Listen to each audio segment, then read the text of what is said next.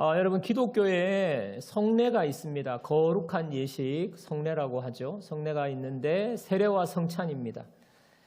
오늘 우리 교회는요 무려 5분이나 세례를 받는 정말 기쁘고 행복한 주일이에요. 특별한 주일이에요. 그러니까 마치 새 생명이 태어나는 날입니다. 아기가 태어난 날. 무려 5명이나. 얼마나 이게 기쁜 날입니까? 그죠? 저는요, 중2 때 세례를 받았어요. 어머니 뱃속에서 어머니가 교회 나가셨지만 저희 아버님이 교회를 안 다니셨기 때문에 유아 세례를 받지 않고 제가 중2 때 세례 받았습니다. 중2가 되니까 주일학교 선생님이 저보고 너 세례 받아야 된다. 그래가지고 세례 받았어요. 그래서 막 소책자를 하나 얇은 거 주면 그거 막 외워가지고 장로님들 앞에서 시험 치고 그래서 세례 받았습니다. 지금 돌이켜보니까요, 세례의 의미가 뭔지 정확하게 모르고 그냥 세례를 받았던 것 같습니다.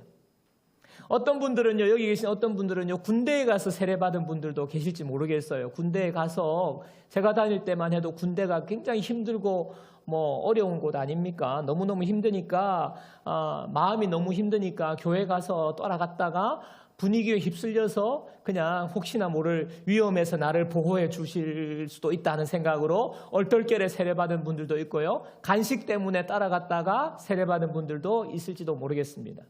또 어떤 분들은요, 교회에서 이미 세례를 받았는데 군대에 가가지고 또 받아도 되는 줄 알고 또 받는 그런 분들도 있었습니다. 여러분, 제가 목사가 되고 이제 세례의 의미에 대해서 알게 되니까 내가 그때 세례받을 때 세례의 의미를 좀 잘 목사님이 설명해 주시고 알고 받았으면 내 인생에 그와 같이 중요한 날을 내가 깊이 세례를 누리면서 하나님의 은혜를 체험하면서 세례받을 수 있겠다 생각이 다시 드는 거예요. 다시 돌아가서 받을 수도 없고 세례는 한 번밖에 안 되는 거거든요. 아쉬움이 많이 남습니다. 여러분, 그런 의미에서요, 오늘 세례 받으시는 분들이 정말 먼저 세례의 의미를 알게 되시기를 축복합니다. 세례를 받는데 이 의미가 무엇인지 반드시 아셔야 돼요. 그리고 이미 내가 세례 받았다, 군대에서 얼떨결에 받았다, 그럴지라도 오늘 이 시간에 세례의 의미를 알고 여러분들이 다시 기억을 하시면 여러분들의 신앙생활에 굉장히 유익이 있습니다. 그래서 오늘 세례의 의미라는 제목으로 말씀 나누려고 하는데요. 여러분, 세례는 헬라어로 밥티조라는 단어예요. 이 단어는요, 물에 담그다 이런 뜻입니다. 물에 가라앉히다 이런 뜻입니다. 한자로는요, 잠길 침자를 써서 침례라고도 해요. 세례라고도 하기도 하고 침례라고도 하는데요. 성경에는 예수님께서 세례 요한으로부터 요단강가에서 세례 받으셨는데 그 침례를 말하는 것입니다. 요단강 물에서 받으신 침례. 그래서요, 지금도 침례교단이 있어요. 우리 교회는 장로교인데 침례교단은요, 무대 강대상 뒤쪽에 보면 큰 욕조가 있습니다. 평소에는 이제 커튼으로 가려놓고 욕조가 있어요. 그리고 세례, 침례 받을 때가 되면요, 거기 욕조에 물을 담궈가지고 거기다가 세례 받는 분들을 물속에 푹 잠궜다가 끄집어내는 그 침례를 해요. 침례교는. 그래서 제가 목사님들하고 교제하는 분들이 몇 분 있는데 이제 침례교 목사님도 계시거든요. 그래서 목사님들이 우스갯소리로 평소에 말 안 듣고 좀 애먹이는 성도가 침례 받는다 그러면 굉장히 물속에 오래 푹 담그고 좀 오래 두었다가 끄집어낸다 이런 우스갯소리를 하기도 합니다. 우리 장로교는요, 물을 찍어서 이렇게 머리에다가 세례를 베푸는 식으로 하는데 받는 분들의 입장에서 보면 어떻게 보면 침례라는 것이 더 강렬한 체험이 될 수도 있겠습니다만은, 의미는 같아요. 그 의미로 이제 세례를 합니다. 아무리 욕조에 오래 담궈도, 세례의 의미를 알지 못하고 받으면 알맹이는 없고 껍데기만 있는 거죠. 그래서 세례는 물에 잠근다, 밥티조라는 이런 의미가 있고요. 또 하나 세례는요, 세례 자체, 세례라는 의식 자체가 특별한 효능을 가지는 것은 아니에요, 여러분. 이런 겁니다. 무슨 의미냐면 나 세례 받았어. 그래서 나는 구원 받았어. 나는 천국 가.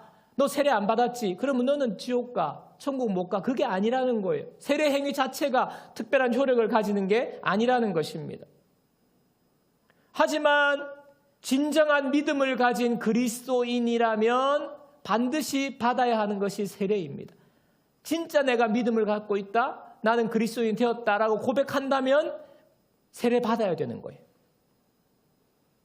그래서 오늘 세례의 의미에 대해서 3가지 정도로 살펴보려고 하는데요. 첫 번째로 세례는 죽는 것입니다. 오늘 로마서 6장 4절 앞부분에 보니까 그러므로 우리가 그의 죽으심과 합하여 세례를 받음으로 그와 함께 장사되었나니, 죽으심과 합하여 세례를 받음으로 그와 함께 장사되었다. 세례 받는 것이 바로 죽었다고 하는 거예요. 여러분, 밥티조가 물에 잠긴다는 뜻이라고 했잖아요. 물속에 잠긴다는 것은요, 죽는 것입니다.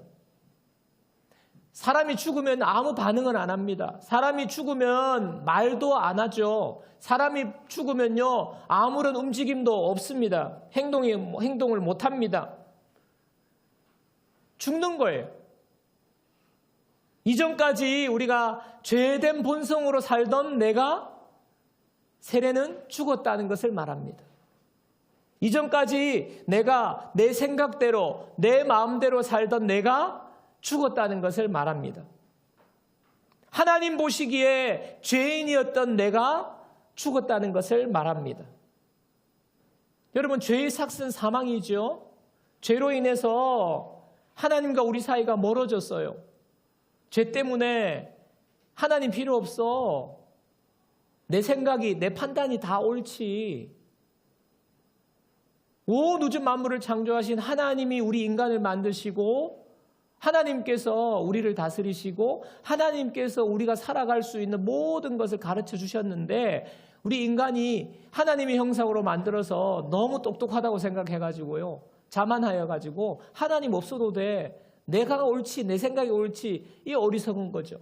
이게 죄인 겁니다. 하나님 없이, 하나님과 동떨어진 삶, 내 중심의 삶이 바로 죄라는 것입니다. 이 죄 때문에요, 우리에게 죽음이 왔어요. 모든 사람은 멸망 가운데 고통당하며 살다가 죽고, 죽은 뒤에는요, 영원한 하나님의 심판에 거하게 되는 것입니다. 그게 우리 인간의 실존이거든요. 죄인으로 우리는 죽을 수밖에 없다.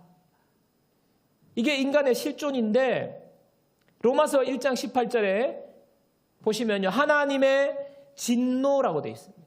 하나님의 진노가 불의로 진리를 막는 사람들의 모든 경건하지 않음과 불의에 대하여 하늘로부터 나타나니, 모든 경건하지 않음은 하나님 없이 살아가는 것을 말합니다. 하나님 없어도 된다고. 내 생각과 내 판단과 내 지혜로 살 수 있다고 생각하는 것이 하나님의 대해 경건하지 않은 태도인데요, 이 사람들에게 하나님의 진노가 임한다. 여러분, 그래서 우리는요, 하나님의 진노 아래에 있는 존재입니다. 그런데 놀라운 사실은요, 예수님께서 십자가에 죽으셨어요. 2000년 전에 이 땅에 오셔서 예수님이 십자가에 죽으셨는데, 그 십자가의 죽음에 대해서 성경은요, 우리를 대신해서 죽으셨다라고 말합니다. 예수님의 십자가의 죽음은요, 내가 죽어야 되는데, 내가 죄 때문에 하나님을 배반하고 하나님을 뜻대로 살지 않고 거스르고 하나님의 정해놓으신 하나님의 기준에 부합하지 않게 살아서 내가 멸망할 수밖에 없는 존재인 나를 대신하여서, 내가 죽어야 되는데, 죽어야 마땅한데 나를 대신해서 죽었다. 그게 바로 십자가 사건이라고 말하는 것입니다. 여러분요, 우리는 죽어야 돼요. 살 수 없습니다. 그러나 예수님께서 대신 십자가에 죽었습니다. 그 의미가 세례 속에 있는 것입니다. 그와 함께 세례 받음으로 우리가 함께 장사되었대요. 죄된 내가 세례 받는 순간 예수님의 십자가와 함께 내가 죽었다는 것을 고백하게 되는 것입니다. 여러분, 오늘 세례 받는 여러분, 그리고 이미 세례 받은 여러분, 죄된 나의 본성이 예수님의 십자가를 우리가 믿는 순간, 예수님의 십자가와 함께 우리는 그 모든 죄가 예수님의 십자가와 함께 못 박힌 줄 믿습니다. 그래서요, 예수님 믿으면요, 우리의 모든 죄가 다 용서받는 거예요. 그래서 우리가 구원받는다고 하는 거예요. 나의 노력이 아닙니다. 나는 여전히 부족하지만 그래요. 부족하기 때문에 우리는 죽을 수밖에 없어요. 근데 예수님께서 나를 대신하여서 십자가에 죽었기 때문에 내가 예수를 믿는 순간 그 십자가의 죽음은요, 내가 죽은 것이 되는 거예요. 예수님 안에서 세례가 십자가에 나의 모든 죄와 나의 옛사람이 십자가에 못 박혀 죽었다는 사실을 믿는 저와 여러분 되시기를 축복합니다. 자, 두 번째 세례는요, 새 생명으로 사는 것을 말해요. 새 생명으로 산다. 로마서 6장 4절입니다. 우리 다 같이 한번 읽겠습니다. 그러므로 우리가 그의 죽으심과 합하여 세례를 받음으로 그와 함께 장사되었나니 이는 아버지의 영광으로 말미암아 그리스도를 죽은 자 가운데서 살리심과 같이 우리로 또한 새 생명 가운데서 행하게 하려 함이라. 자, 세례를 받음 우리가 죽었어요. 그러나 죽은 것으로 끝난 게 아니라 다시 새 생명 가운데 살게 된 것입니다. 물에 잠겼다가 다시 올라오는 거예요. 옛사람은 죽고 새 생명으로 다시 태어난 것입니다. 여러분, 새 생명이 무엇입니까? 영원한 생명을 말하는 거예요. 영원한 생명이 우리에게 주어졌어요. 동시에요, 이 새 생명이라는 것은 이 세상은 이제 모르겠고 나중에 나는 천국 가, 나는 구원받았기 때문에 지옥에 안 가고 천국 가, 그것만을 말하는 게 아니에요. 새 생명으로 태어났다는 말은 지금 즉시 우리가 이전과 다른 삶을 살기 시작한다는 것입니다. 바울이 예수님을 만나고 난 후에 그 삶이 완전히 바뀌었어요. 자, 갈라디아 2장 20절에 이렇게 말하고 있습니다. 갈라디아 2장 20절입니다. 내가 그리스도와 함께 십자가에 못 박혔다. 그죠? 세례 받는 것이 함께 못 박히는 거라 그랬죠? 그리스도와 함께 십자가에 못 박혔나니 그런즉 이제는 다 같이요. 내가 사는 것이 아니요 오직 내 안에 그리스도께서 사시는 것이라. 이제 내가 육체 가운데 사는 것은 나를 사랑하사 나를 위하여 자기 자신을 버리신 하나님의 아들을 믿는 믿음 안에서 사는 것이라. 내가 죽고 이제 다시 내가 사는 것은 오직 내 안에 그리스도가 산다. 새 번역은요, 이제 살고 있는 것은 내가 아닙니다. 그리스도께서 내 안에 살고 계십니다. 이렇게 말해요. 새 번역은. 지금 저 여러분 살고 있잖아요. 근데 이 살고 있는 것이 내가 아니라는 거예요. 내 안에 예수님이 살고 계시다. 여러분, 좀 더 말하면 이게 무슨 말이냐? 이제 여러분, 더 이상 내가 내 인생의 주인이 아니라는 거예요. 예수님을 내 삶의 실제적인 주인으로 모시고 살아가는 바로 그 새 생명을 말하는 것입니다. 여러분, 예수 믿기 이전에는요, 우리가요, 내 인생의 주인은 나예요. 내 인생은 나의 것. 내 인생은 나의 것. 그냥 나에게 맡겨 주세요. 여러분, 그거 아닙니까? 예수 믿기 전에 내 인생은 내 거고 나에게 맡겨달라. 근데 아니라는 거예요. 예수님을 내 삶의 실제적인 주인으로. 왜? 나의 옛사람 죽었고 새 생명으로 태어났기 때문입니다. 여러분, 우리는요, 참 조금만 생각해 보면 우리가 얼마나 연약한 존재인지 알 수 있어요. 여러분, 내일에 우리가 무슨 일이 일어날지 모릅니다. 내일에 무슨 일이 일어날지 알면 대비를 할 건데 몰라요. 여러분, 감기 바이러스, 요즘 독감 유행인데 감기 바이러스가 들어오면요, 그냥 아무 맥을 못 추고 들어 누워야 돼요. 연약한 존재인 것입니다. 인생의 경험이 쌓이면 내가 이제 30년, 40년, 50년 살았으니까 내가 노하우가 있는데 인생 내가 잘 살 수 있을 거야. 여러분, 그렇게 생각하는 분 계시나요? 저는요, 그게 아니더라고요. 제가 인생 살아보고 자녀도 키워보고, 근데요, 살기가 더 힘들고 어려워요. 정말 두려움이 더해지는 거예요.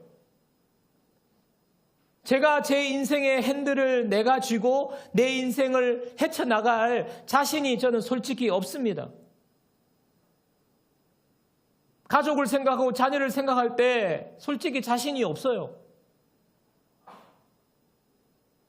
제가요, 예수님을 믿고 나서 참 좋은 점이 뭐냐 하면 맡기게 된다는 거, 맡기게.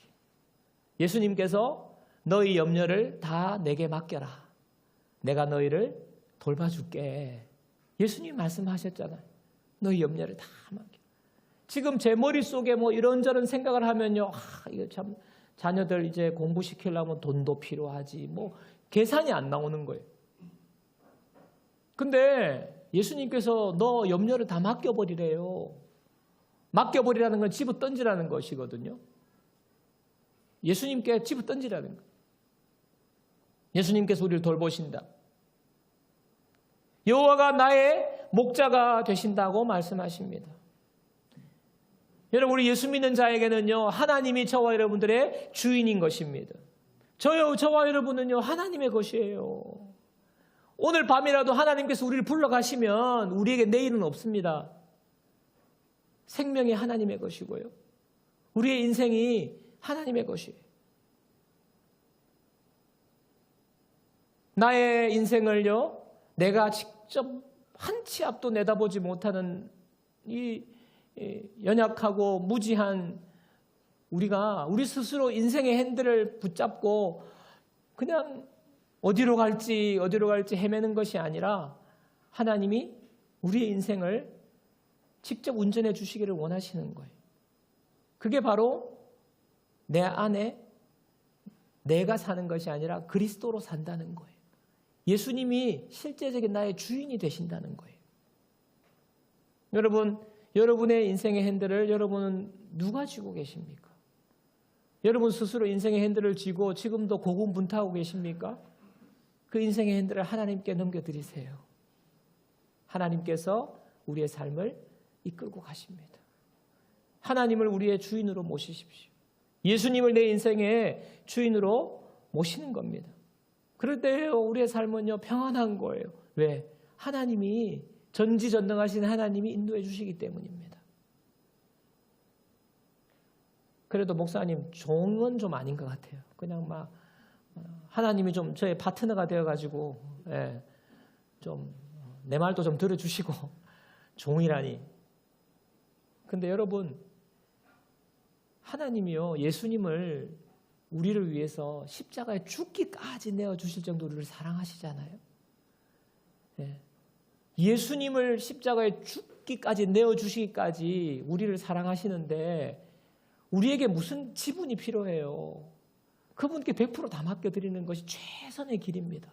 가장 좋은 거예요.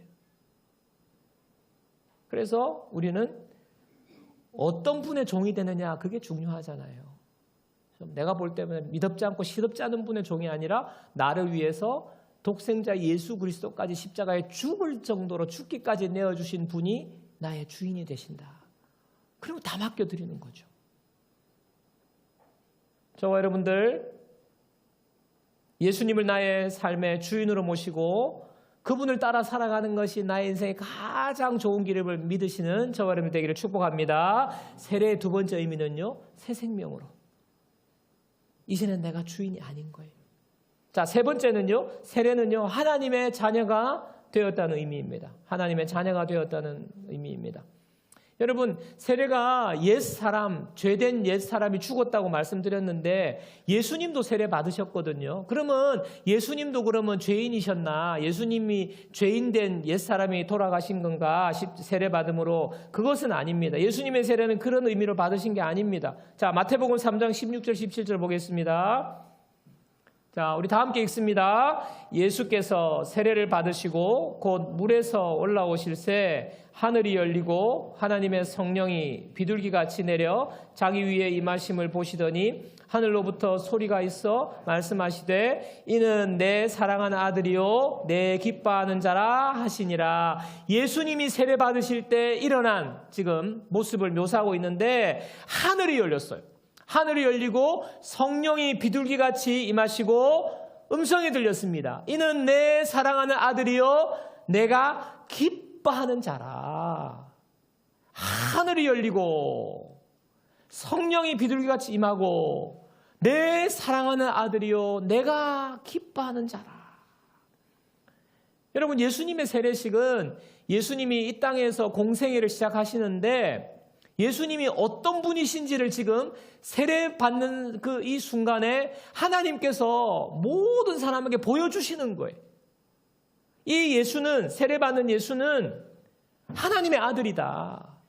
내가 기뻐하는 자다.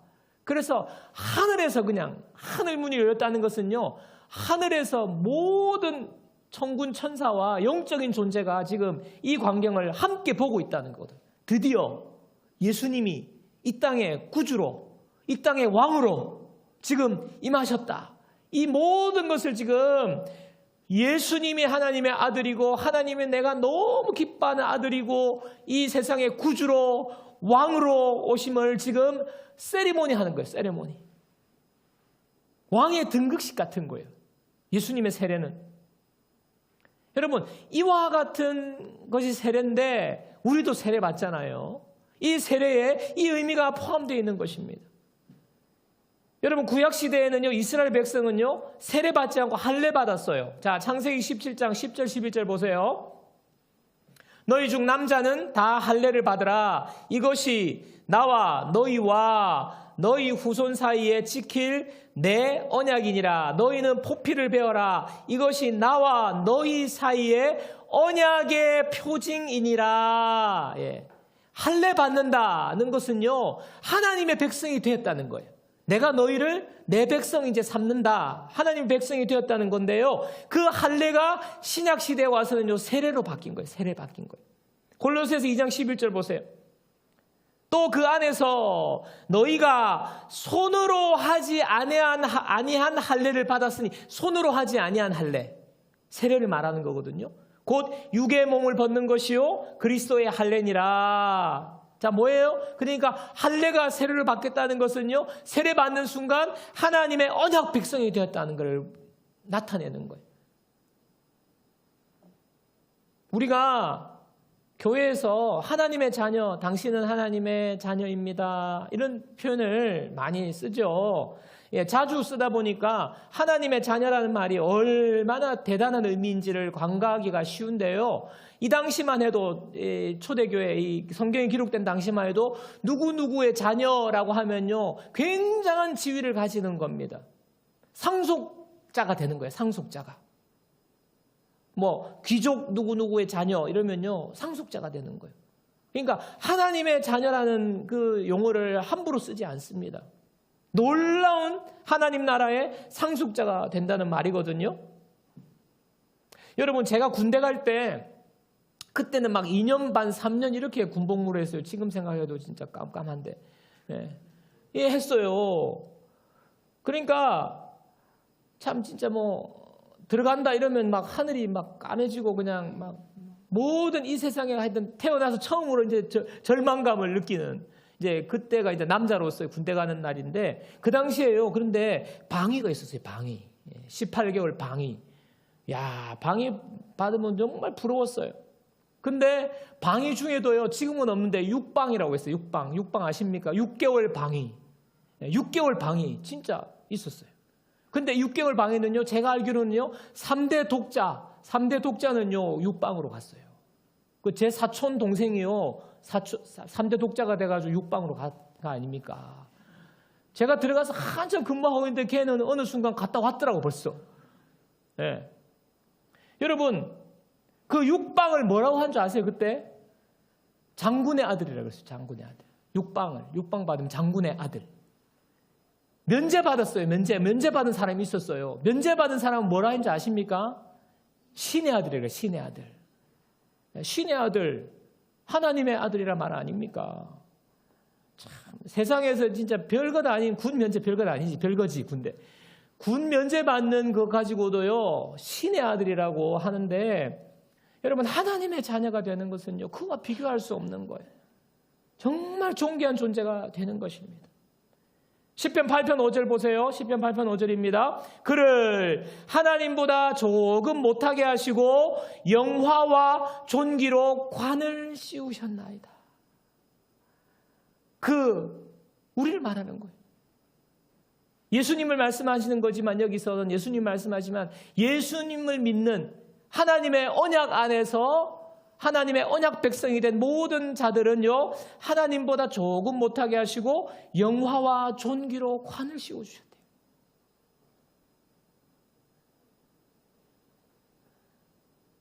그래서 지금 예수님이 세례 받으실 때 하늘이 활짝 열리고 성령이 임하고 음성이 들리고 이 놀라운 왕의 대관식과 같은 이 세례받는 이 일이 바로 영화와 존귀로 관을 씌워주시는, 오늘 우리 세례받는 우리에게 하나님의 자녀가 되는 거예요.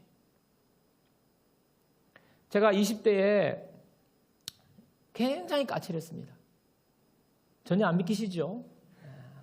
그랬을 리가 없다고 여러분 눈빛이 말하고 있는데, 굉장히 제가요, 안 좋은 말로 까칠했지, 굉장히 스마트하고 굉장히 샤프하고 굉장히 잘생겼고, 지금 얼굴도 잘생겼는데 그때 더 잘생겼어요. 여러분들이 아무리 안 믿으실지라도 제가 그때는 그랬어요. 혼자 그렇게 생각했던 겁니다. 그래서요, 어지간한 사람들을요 무시하고 제가 굉장히 좀 이렇게 비판하기를 잘했어요. 냉철하게 판단하는 것을 좋아하고요. 제가 그랬어요. 또 잘하는 거 직설적으로 말하는 거. 제가 또 T이기도 합니다만 직설적으로 말해요. 사실인데, 팩트인데 직설적으로 말하고, 그리고 제 판단이 옳다는 생각을 제가 많이 가지고 살았습니다. 저는 그게 옳다고 생각했어요. 그게 맞다고 생각했어요. 근데요, 그렇게 살다 보니까 제가 관계에 문제가 많이 생겼습니다. 그러니까 여러 가지 어렵죠. 관계도 이렇게 폭넓게 못 가지고 그런 저의 이제 부족한 모습. 그러나 나는 스마트하고 샤프하고 잘생겼고, 나는 냉철하고 직설적이고, 아주 내 판단은 옳다라는 그 자부심에, 자존심이죠, 자존심. 자만심에 이게 교만한 거예요. 굉장히 교만한 거예요. 그렇게 지내왔습니다. 근데 제가요, 20대를 지나고 30대가 되고 또 아내를 만나고, 초반에 아내랑 좀 싸우면서 막 이러면서 이게 문제가 생기니까, 그러면서 제가 깨달은 게 있는 거예요. 예수님을 더 알게 되고 하나님의 은혜를 알게 되면서 저의 잘난 모습이 깨지기 시작했어요. 제가 굉장히 샤프하고 예리하고 스마트하고 직설적인 부분이, 나는 그게 맞다고 생각했는데 지나고 보니까 그게 오히려 저를 찌르고 있었어요. 저를 힘들게 하고 있었던 거죠. 나는 내가 생각하는 것이 맞다고 생각하면 내가 저 사람보다 내가 맞다고 생각하고 내가 높아지는 줄 알았는데 그게 나를 찌르고 있었던 거예요. 높아지지 않더라고요.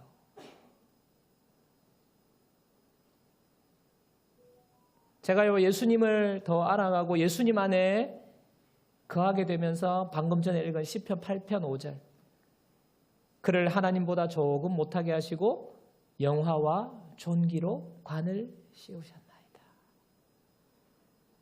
내가 상대방을 제압해서 내가 높아지는 게 아니더라고요. 내가 맞고 상대방이 틀려서 내가 높아지는 게 아니더라고요. 예수님을 알고 예수님께서 나에게 영화와 존귀로 관을 씌워주신 이 놀라운 사실이 깨달아지고 믿어지니까요, 내가 높아지는 거예요. 깨지기 시작하고 다듬어지기 시작했습니다. 제가 지금도 그런데 많이 남아있어요. 그렇지만 분명한 것은요, 제가 남들보다 잘나서, 남들보다 똑똑해서, 남들보다 의롭기 때문에 하나님이 나에게 영화와 존귀로 관을 씌워주신 게 아니라요, 그냥 하나님이 그냥 그렇게 해주신 거예요. 하나님의 나를 택하셔서 나에게 영화와 존귀로 그냥 하나님께서 관을 씌워주신 거예요. 여러분, 이유는 단 하나입니다. 예수님께서 나를 위해서 십자가에서 대신 죽어주셨기 때문에 나는 예수님 안에서 존귀한 자가 된 거예요. 예수님의 생명값으로 산 존귀한 존재가 된 거예요. 여러분, 그러니까 내 삶이 변하게 되는 거죠. 내 삶이 변하게 됩니다. 또요 다른 사람을 보는 시각이 바뀌게 되었습니다. 내 기준과 내 생각으로 판단하지 않고 하나님이 보시는 기준으로 보는 거예요. 아, 하나님이 까칠한 잘났다고 생각하는 나도 하나님이 영화와 존귀로 간을 씌우셨는데 저 사람도 하나님께서 영화와 존귀로 간을 씌우셨겠지. 그렇잖아요. 이 말씀을 믿는 모든 자를 하나님께서 영화와 존귀로 간을 씌워주셨어요. 그러니까 제가 다른 사람을 보는 시각도 바뀌게 되었습니다.